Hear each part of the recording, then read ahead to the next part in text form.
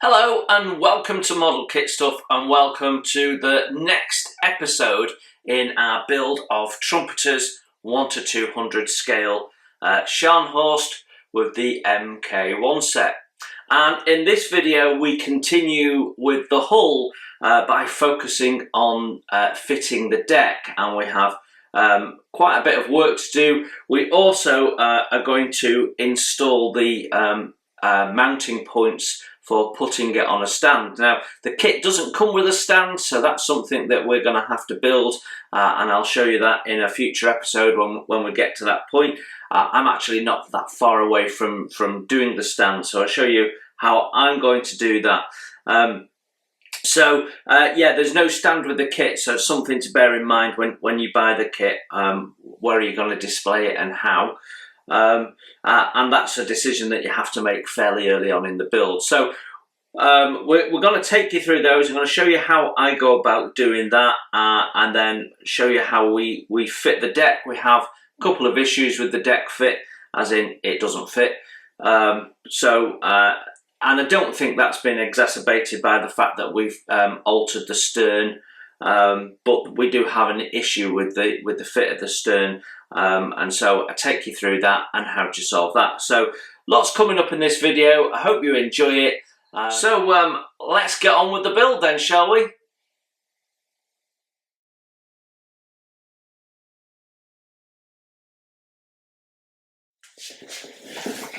The one thing you need if you're going to do scratch building around ships is plenty of material, and I like to try and keep quite a variety in stock. So I've got tube, I've got section, I've got rod, and I've got angles, and then I've got lots and lots of different strips and rods in small diameters. I've also got wood. I build wooden ships, but these can be handy on plastic model ships if you want to do. I mean, I use this for the wooden doors on Queen Mary 2, for example. So there's all sorts of uses, and you don't chuck anything away. You keep it because you never know when you're going to need it. I've used quite a bit of this on my Queen Mary 2 build, and quite a bit of it so far on here, and I need to use more. So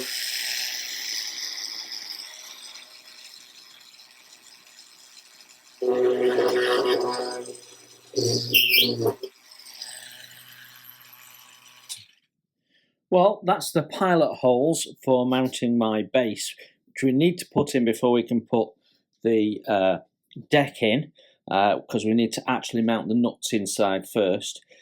Like I say, that's a pilot hole. You can see I've worked out this is the length of my base. If I put that in there, you can see from that edge to just outside of your picture here is the length of the base. That's my halfway point of my model, and this is where I'm going to have the wood blocks, and these are the two that will be screwed into the hull. So now that we've got that, we can open that up with a wider drill. Right, having drilled out the holes, ready for inserting our screws, well actually for installing our nuts is what we're actually going to do. So what we're going to do is glue a nut on that surface there, and so that at a later stage we can thread this up through our planned base and hold it all together. So the prerequisite of that is that the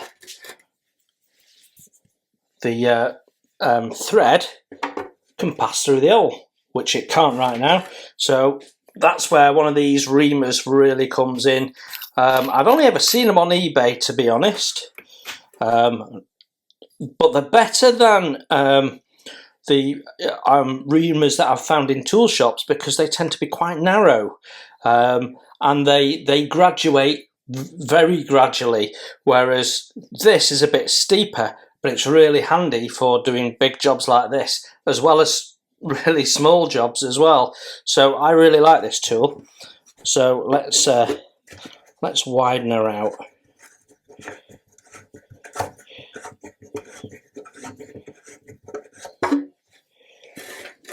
we're just going to keep checking until eventually that screw passes through.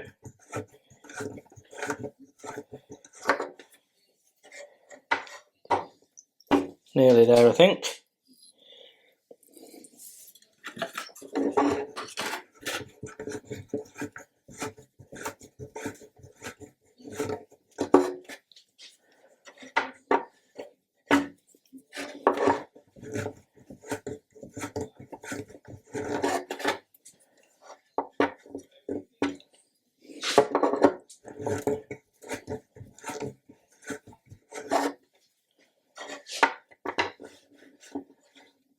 Yeah, that's going in now. Obviously, because of the reamer, we're wider on this side than we are on the outside of the hull, so we just need to go in a little bit further.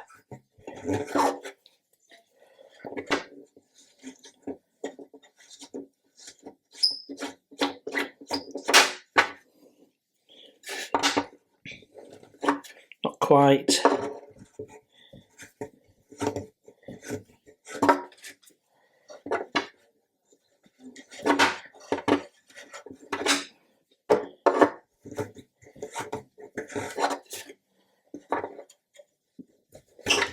It'll get there. It will get there. Come on.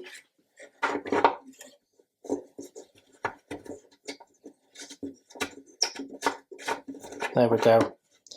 That's going through, and we want it quite tight on the other side. We don't want it very slack.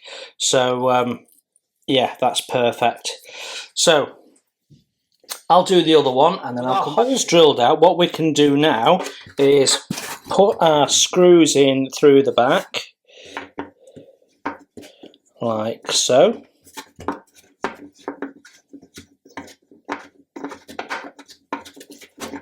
So that we can put the bolt in on the other side, and that's going to help us position the bolt. So let's do that. Oh, that one went in a bit easier, didn't it? Actually, just want to put the washer on, and we can put our nuts on.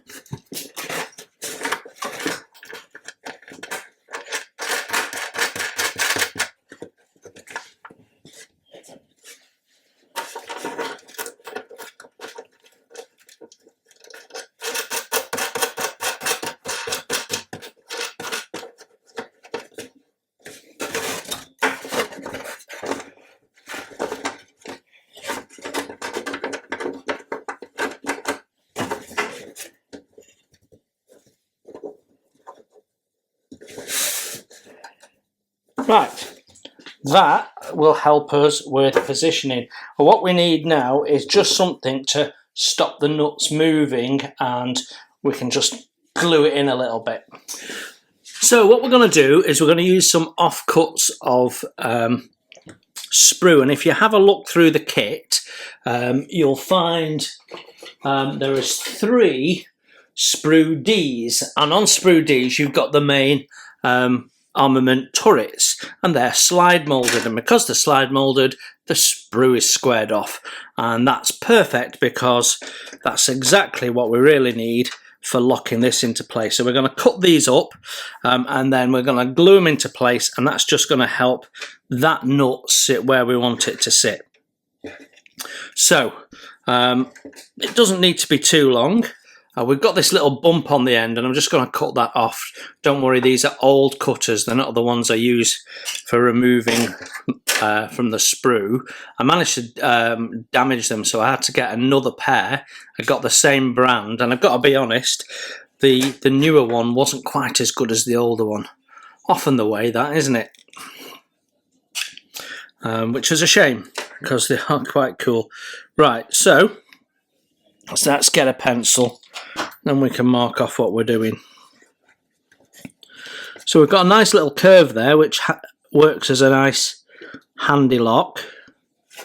And then if I get another piece and bring that in like that, then we know that's going to go there. So we cut along that line.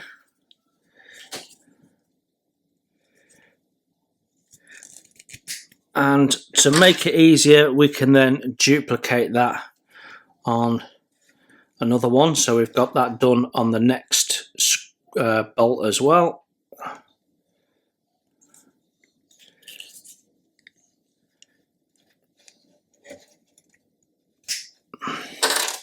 There we go.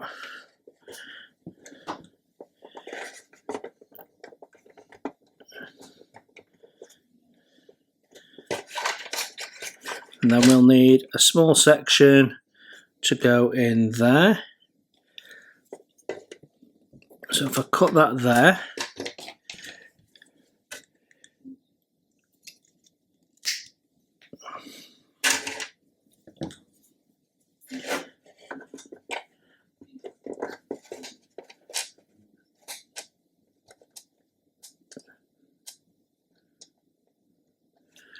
I need to cut an angle on each end, so I don't want to cut it shorter, I just want to cut an angle on.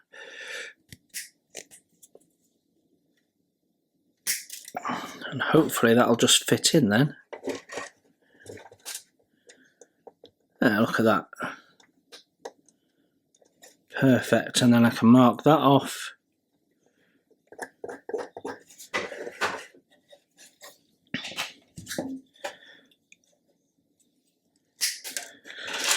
Brilliant, so let's cut these to length as well.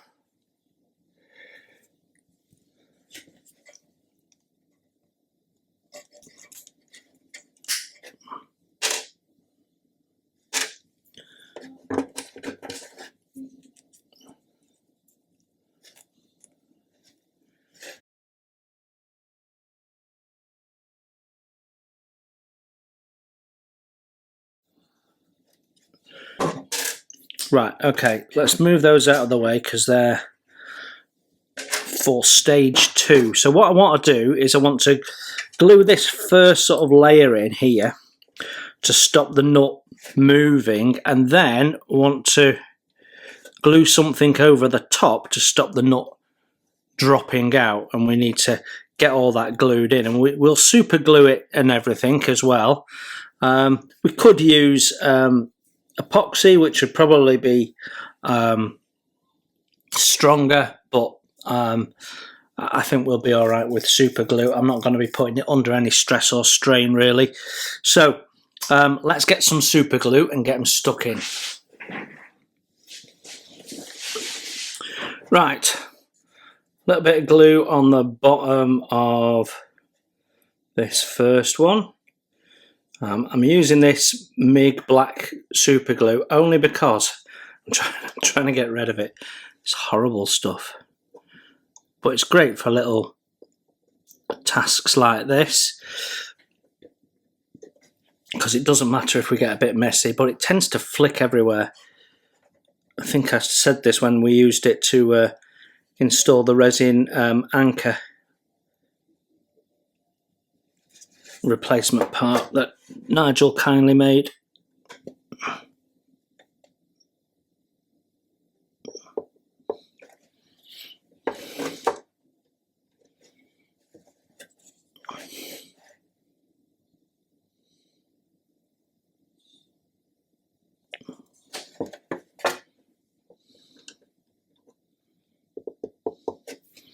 Okay, that's in, and I'm just going to put a little bit around the outside edge.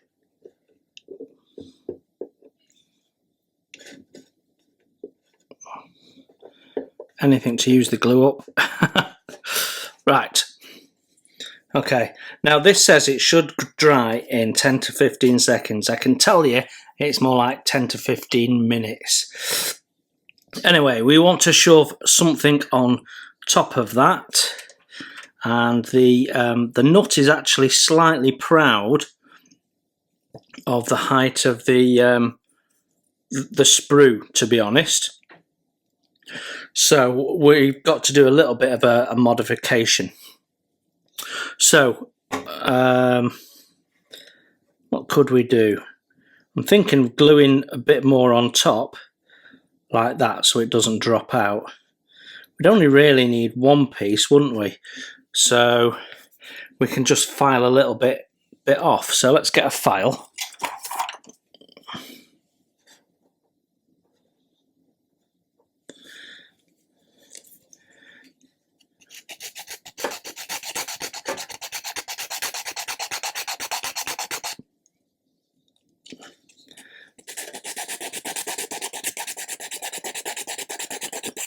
So I reckon if we just put a little gap in there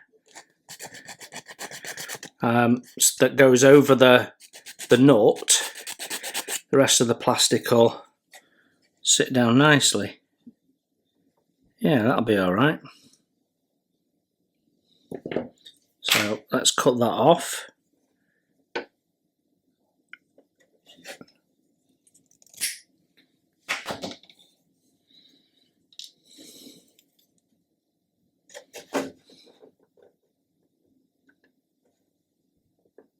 Needs to be a bit wider, the gap, I think.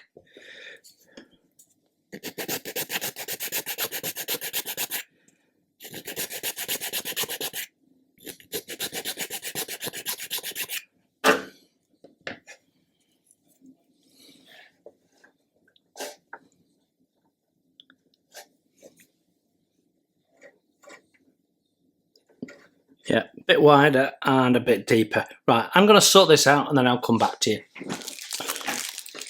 Well, that's our nuts secured. I don't think we're going to have an issue with them slipping, and I have test fitted the screws, and they go all the way up and back down again, so they can go in the bag, and we probably won't see them until, well, probably the very last thing we'll do is secure the stand on. So yeah, I mean, we might possibly put the rudders in after, but I wouldn't have thought so. So next time you see these, you know we're at the end of the build. I probably won't remember I've said that, but that's what's going to happen. Right, I can't think of any reason why we can't look at fitting the deck now. Right, we have the deck.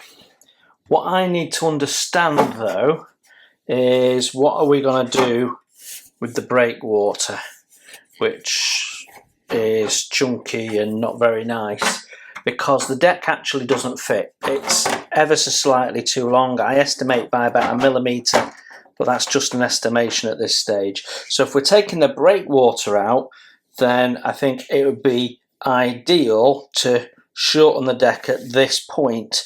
If we're not taking the breakwater out, not only will I be disappointed, but we'll have to think again, probably take material off the forecastle area here, because we don't want to change the shape of that if it's having to stay. So I need to go and have a look at my aftermarket instructions and see what we're going to do. Well, it appears that we are keeping the breakwater. That means we're going to have to take material off this, which is probably going to affect the wood overlay deck as well. So, yeah, okay, at least we know what we're doing. So, we need to fit the deck at the stern, and then we need to look at what we need to do to make that fit in here. Yeah, okay, right. Let's change the angle, I think.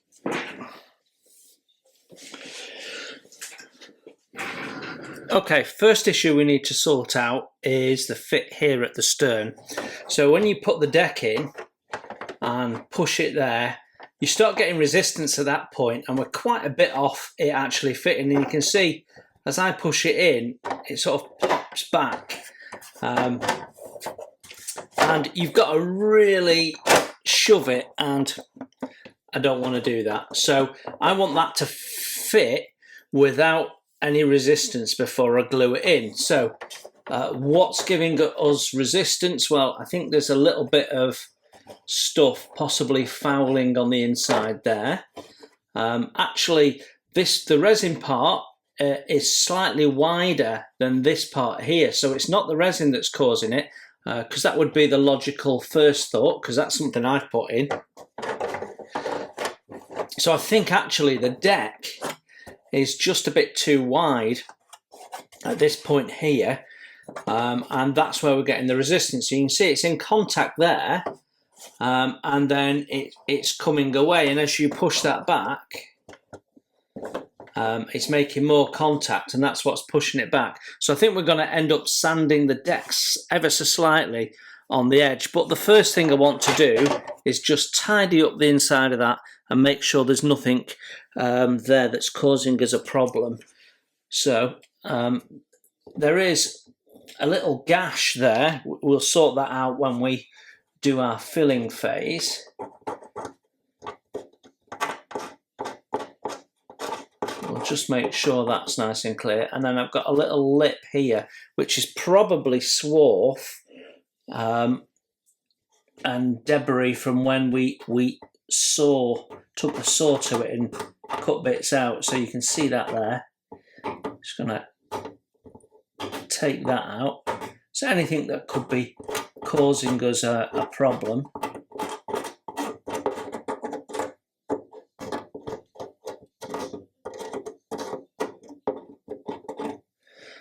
And I think what we're going to do is we're just going to run a little bit of sandpaper in there. So this is 180 grit, so it's nice and coarse basically. Just going to rip a little bit off.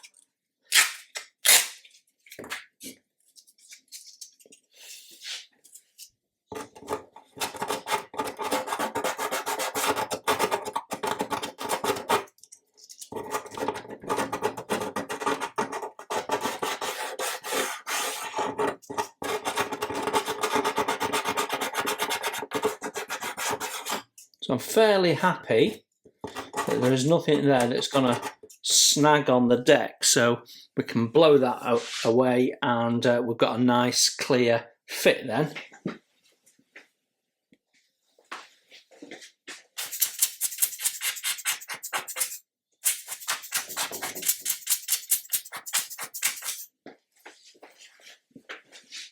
So as I push the deck down and move it back, I can see about this point is where it stops. So if I get a pencil,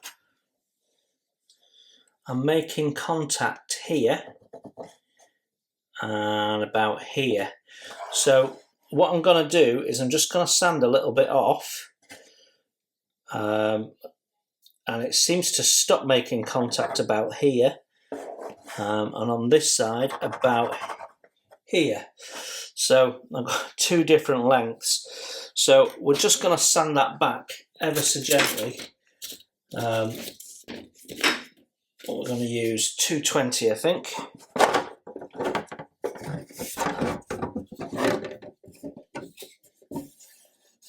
It does feel a little bit lumpy actually.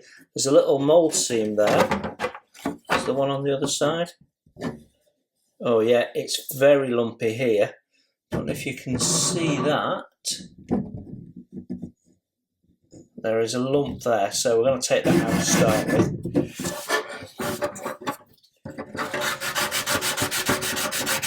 You see how that's changed colour? Yeah, so we've got that's possibly causing the problem.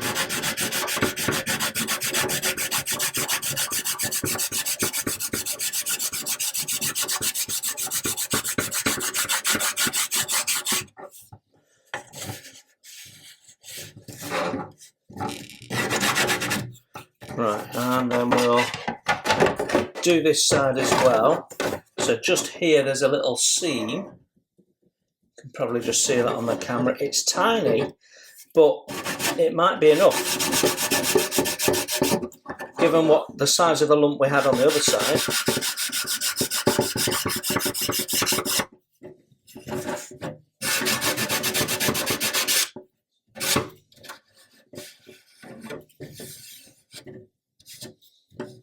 And then we get a lump there as well. Let's just see how that fits. It may be we've got these all the way down and we've got to tidy up the edge of the whole deck.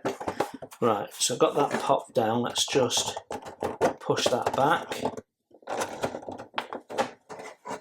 Well, it's still pushing itself out, but that is definitely better.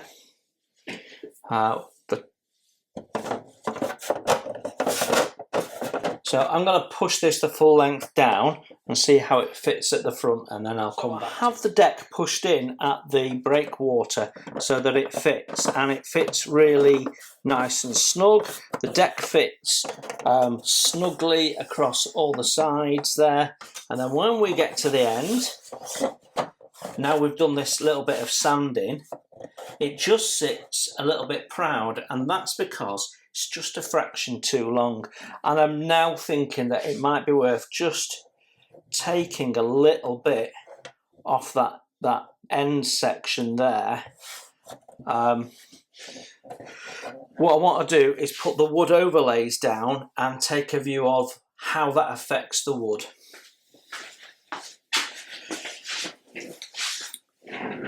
So interestingly, putting the wood deck on actually changes how I intend to go about this. So the fit on the stern area of the deck, we've got 3 sections of wood overlay, but the stern area fit is really, really nice. The second section, which goes from almost the midway point of the ship to the breakwater, also fits really, really nice. But the forecastle deck actually is bowing up and it doesn't fit. It's ever so slightly oversized, just a bit too long. So that reinforces my thought process that actually we want to take material out at the on that deck, so that on the foredeck, so that we can get this main section of deck to fit, rather than taking material out here, which might then cause us a shape issue when aligning the wood deck over it. So I think that's my play, having looked at all of this. I think it is make the wood deck fit by taking, I mean, it's a fraction of a millimetre off that forecastle deck, and then we can trim the deck overlay to fit, and we should be all good. And that's going to take a little bit of time, because the deck, what's happening is it's coming into contact with the breakwater, and that's just pushing it to form a little lump. So we want to make sure that fits nice and flat before we even consider putting it on. So yeah, that's the next step, making the plastic deck fit, and then we can have a look at the deck overlay fit later on. We won't mess with that now because we've got so much work to do once this deck is in place. So interestingly enough, I hadn't noticed this until we were fitting the bow deck, the main deck. There is a slight misalignment with the cut of the deck overlay, which is quite interesting. Let me show you what we're talking about.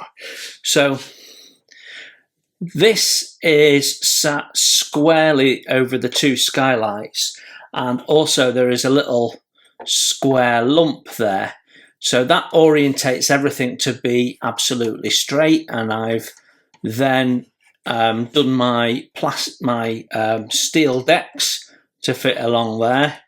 And then as we go down, we see that there's a lip here, and actually the deck is too short, and I can see plastic there, and I can run all along it, and then as we get to the middle, it aligns itself with the edge of the plastic, so it's not straight to the plastic.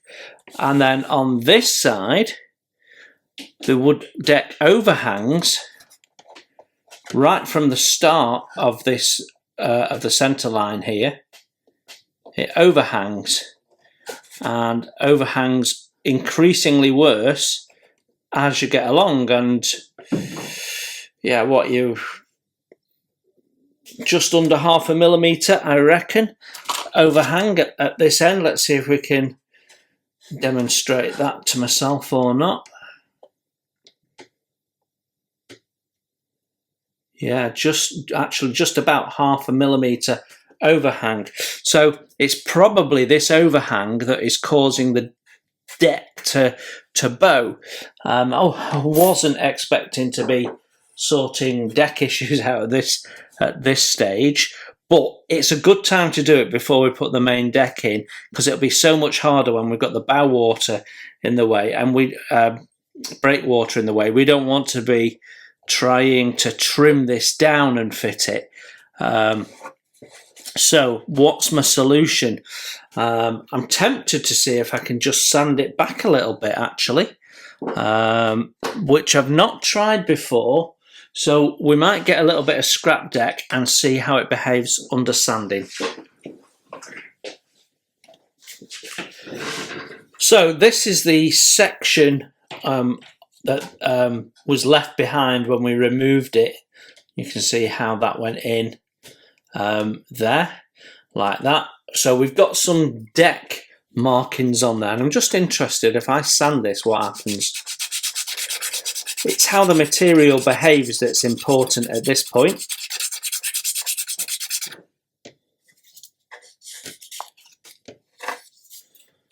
And it's still got its backing material on to hold the wood together, so the wood doesn't seem to be splintering at all.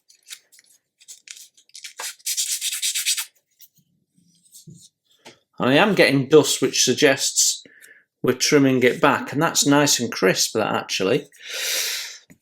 So I think I'm going to be brave and try it, because the other alternative is to stick the deck down and then trim it with a knife, but that means we can't install this deck until that's on, and I absolutely don't want to do that, because I've got all sorts of potential filling issues and stuff that I need to sort before we can put the decks down. So what I'm thinking is holding this in place,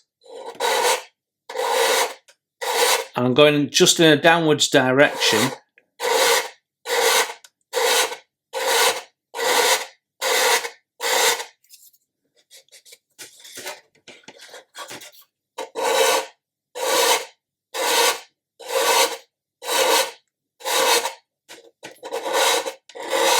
So this is 400 grit.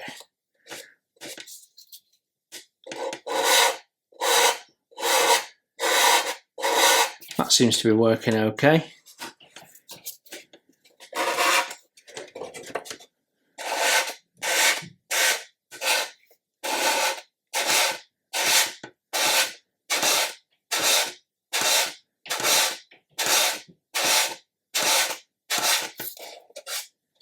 Yeah, that's working okay. Brilliant. I'm not going to do any more now because I need to sand this plastic deck back. So I need to make that fit to this once we've modified it. So I need something a little coarser than this. So I think it's a job for a proper file. So we're going to get in and see if we can take that back a little bit, because it doesn't need much. This might get noisy.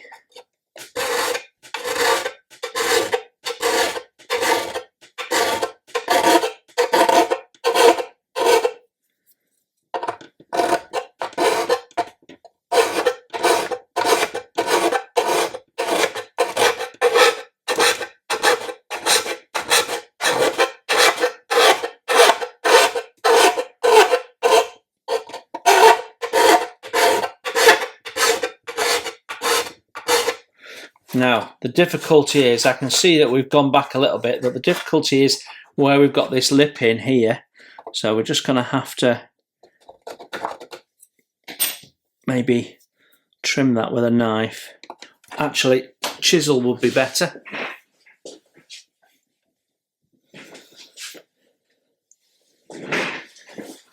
I need to try and keep this as straight as possible.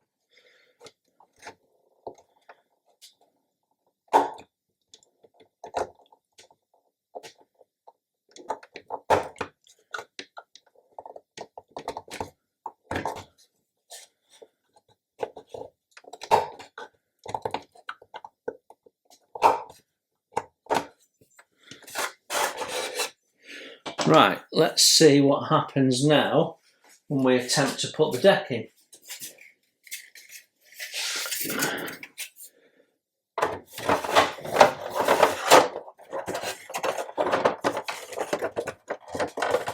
So we've got it in perfectly flat and flush at the stern.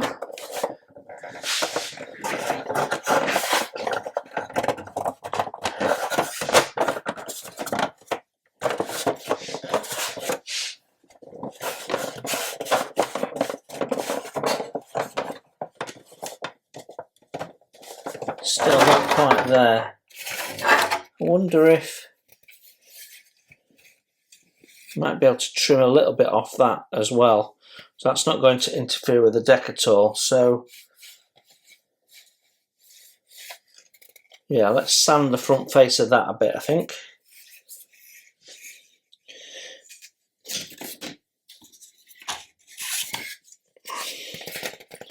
So we'll use a 400 to do that. And now keep it nice and flat, keep the same angle.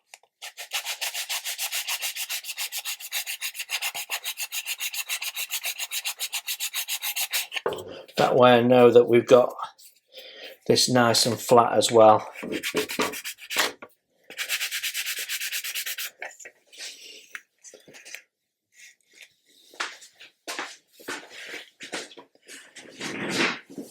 Well, it hasn't taken much. We took a little bit off the deck. We've taken a little bit off the lower surface of the breakwater there. And I now have the deck in nice and tight. And I've got no real visible gaps. So I'm happy with that. And to be able to glue the deck in, which is sort of the next step, I need to get my deck fixers added into the building jig. Right, so far what we've been doing is roughing out. We've been making shapes, we've been replotting the positions of scuttles, we've been doing all of that. Our next stage is to do all the filling, and to do that we need to glue the deck in, which we're going to do in a second. And then once the deck's glued in, we can start our filling, and we're going to start that using Milliput, which I find a great product. So let's get on with that.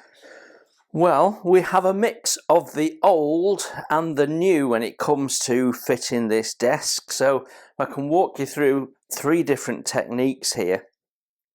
Now, obviously, this is the new. I've not used this method before.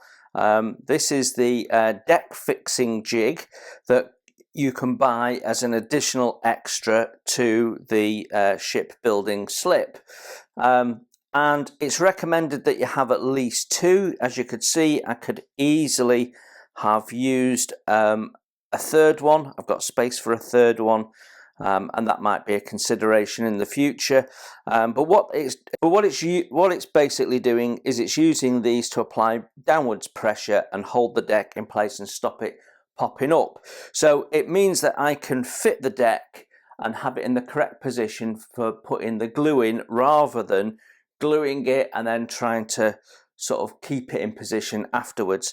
I know that my deck's not moving before I've even put any glue in, and that's awesome. So this is working really, really well for me. Then we've got the weights. That's a system that particularly on 1350 ships I use quite a bit. There's pros and cons with it.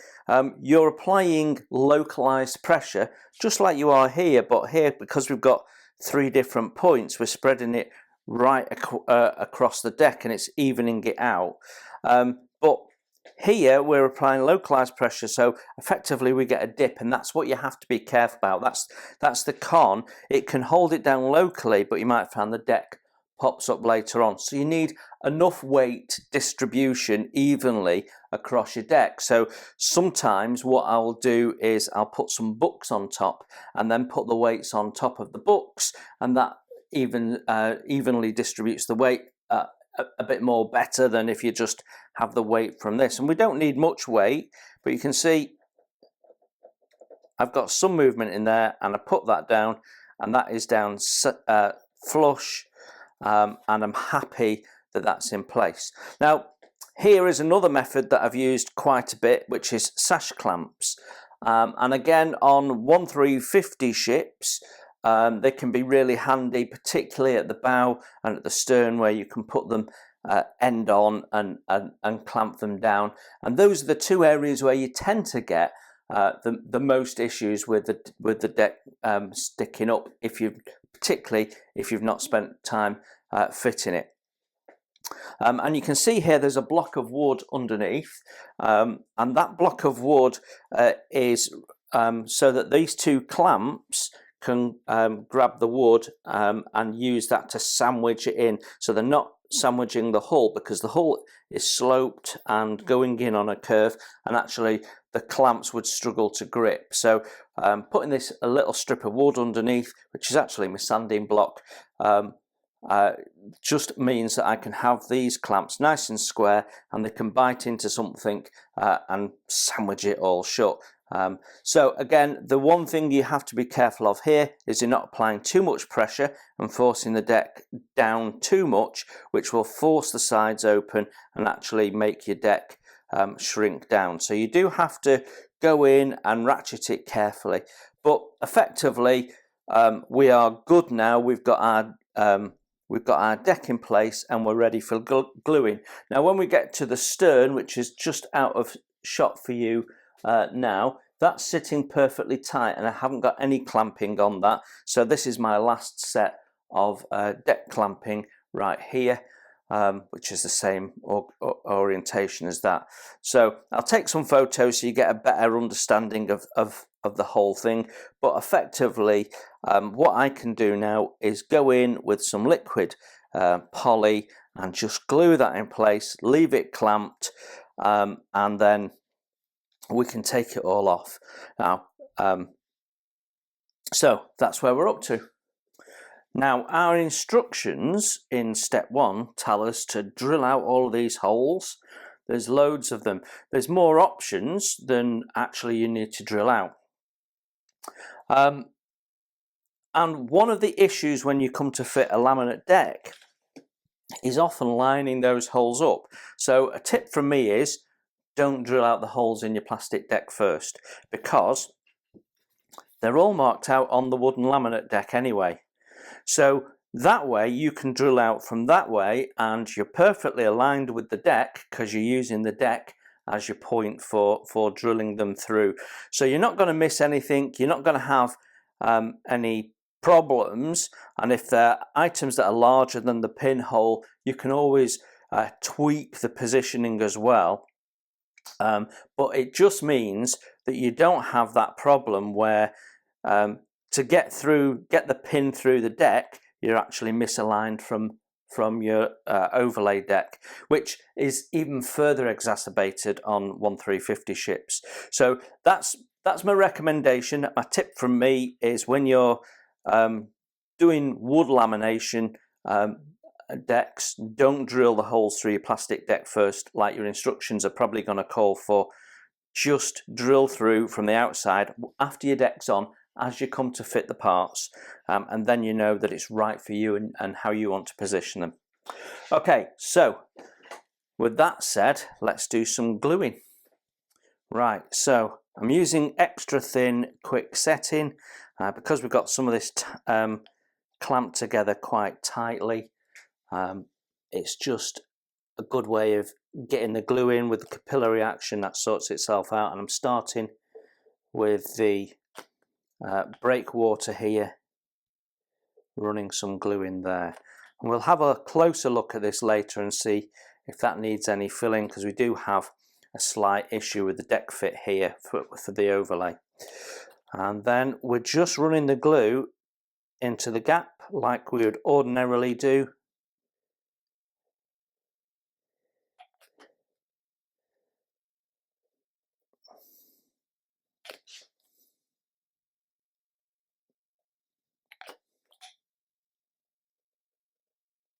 So you might be wondering why we're putting the deck in when we've not finished with the hull clean up and presentation. Well, the fit of the deck is part of that. So I want to make sure that any gaps between the deck and the hull are dealt with at the same time as we're cleaning up the hull. What we're actually going to do is we're going to divide the ship into sections and work on it one section at a time, getting everything perfect, fitting what we need to fit, and we'll move from one end of the ship to the other. Usually I work from the stern to the bow, and I don't see any reason why I don't need to carry on that that technique on this one. So that's what we're going to do. Sorry, I'm trying to talk and I'm trying to concentrate all at the same time.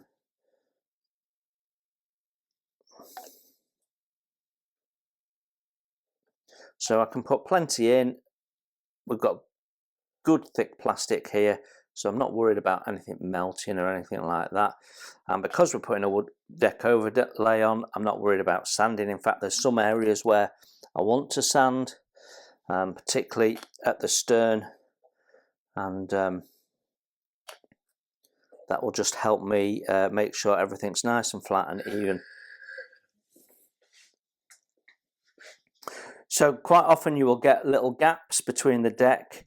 That's to do with the manufacturing of the edge of the decks. So we will need to do a little bit of filling all hairline gaps. And the best way of doing that is not with grey primer, which is what most people generally use and what I generally use. But when it comes to these small hairline gaps, actually using a metallic paint is better because the light bounces off the metallic in different angles and you can see the gaps really clearly. So I'll be showing you that as well. So I'm going to carry on gluing this deck in, and then I'll come back to you when we're ready to take the clamps off, I guess.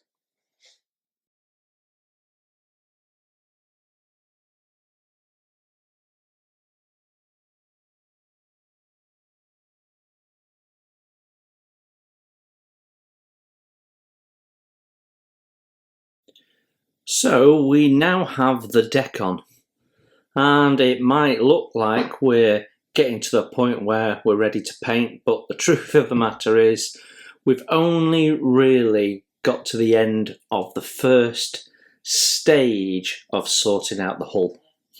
So what we've done is roughing out, looking at the main issues, making corrections to shape and form. That's led us to do some bits and pieces that we perhaps wouldn't want to do while we're still manhandling the hull, but that we needed to do. And there's always an element of having to do some of the more delicate stuff in the first stages sometimes. So I'm happy that we've got to where we need to be, ready to start the second phase. So in fact, I'm short of one set of sea chests, which I've still got to do on the other side. But I'm doing that off camera, so from your point of view, we're good. So what's going to happen next is we're going to do the second phase, which is filling. So we'll do the filling stage. We've got different fillers that we're going to do. I'm going to take you through it. I'm not going to show you filling everything, but I'm going to take you through the different fillers I'm using for different jobs and why. And then when we've done that and that's all dry, then we're on the final stage of sorting the hull out, which is sanding it and cleaning up all the fill, priming it, checking it, making sure it's all good. And then we can do the last step before painting, which is to add any final finishing touches. And we have some of those to do, like, for example, rivets, scuttle wriggles and all that sort of stuff. So it might feel when we put the deck in that, yay, we're making progress, but we've still got a long road to travel on this hull. So we better stop talking and crack on with it then, really. Right, with the deck on, we don't need to do this right now, but it's good practice to get it done as soon as you've got the deck on. I've just covered up these main and secondary armament holes. Now at the moment it's not a big issue because we've got this great big gaping set of holes in the deck area where the superstructure is going to go. But as the build progresses and they get covered up, we don't want to be in a position where we're dropping stuff down these holes, because you ain't getting it back if you do. And we certainly don't want to be turning the model upside down and giving it a shake in the hope of getting back that radar array that we spent 10 hours making, that we'd suddenly drop down the opening. Now fortunately the openings on these are quite small, but sometimes they're bigger than this. So what we want to do is just cover them up, a little bit of masking tape. I usually use offcuts, but I've been using my offcuts up on one or two other projects recently and I don't really have any. It's important that the masking tape doesn't overhang, because that might get in the way of some painting work that we might do later on, and we're not fussed about the top surface because that will be covered by the armament. So get those covered up and then we can carry on with other modelling tasks. Hi, and thanks for watching. You can support the channel by hitting the like button, and if you haven't subscribed, please consider the subscribe button and the notifications bell so you don't miss any content that I put out. Model Kit Stuff is a self-funded channel, and I don't do membership or Patreon or buy me a coffee. So if you'd like to further donate to the channel and ensure the cameras keep rolling and the content keeps coming, then you can consider making a donation through my PayPal. You'll find a link to that in the text below. You enjoy your modelling, and I'll see you soon.